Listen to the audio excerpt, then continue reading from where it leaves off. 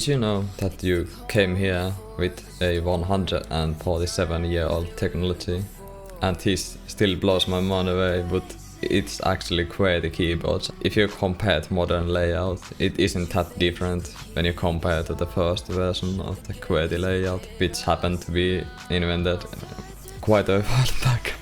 But do we actually have any better ways of taking our thoughts and pushing them to the computer to make stuff that we actually want to do? Well, let's find out.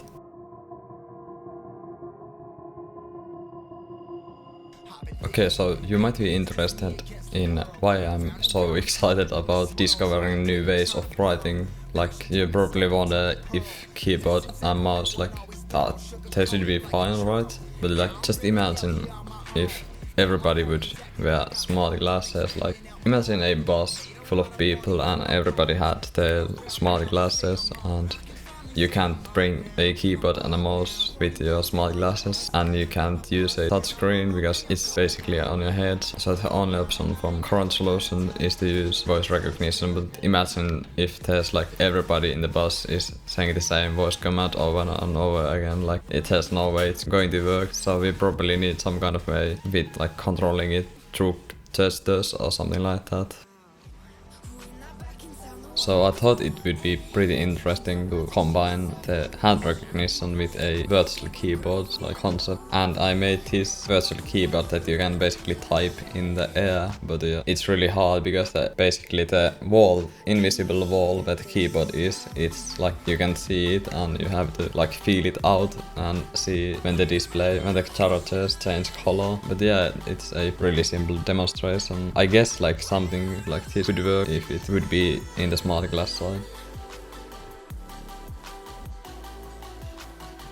Okay, so you're definitely wondering why I'm bringing this up right now, because you probably haven't seen anybody walking like out there with smart glasses on, but I think that like a comfortable pair of smart glasses would be possible to make with nowadays technology. Like, if you would take like your phone's chip and put them to the smart glasses and make it open source, like, yeah, it would probably be ready like that. But yeah, I totally believe that someday we will have to figure out a proper way to interact with computers, because we haven't used the same slow way to interact with them as long as we have had computers, except for the touchscreen that came along the way. And if somebody would come up with a brilliant idea to communicate with computers, maybe we could take it. We don't even need smart glasses, because there's so many people with health problems from using keyboards and mouses. Like, if you just would figure something out, it would probably help out those people a lot. So yeah, and perhaps if somebody found out a good way to control smart glasses, maybe the next generation of smart glasses that are coming available have a proper way to control them, because like the first gen was a total disaster. Like, there was ring joysticks and like so many weird things. Like,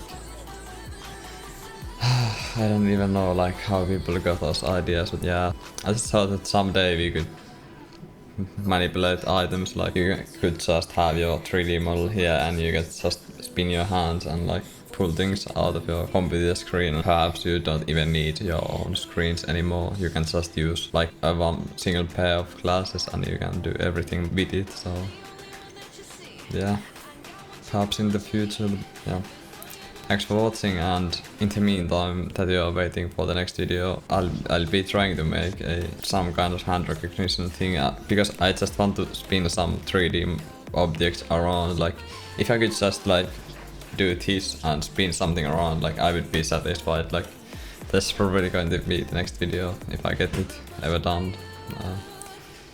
Have a nice day and see you later. Bye. This is the moment, no turning back. One drop on your lips and the spell will take effect. Under the moonlight.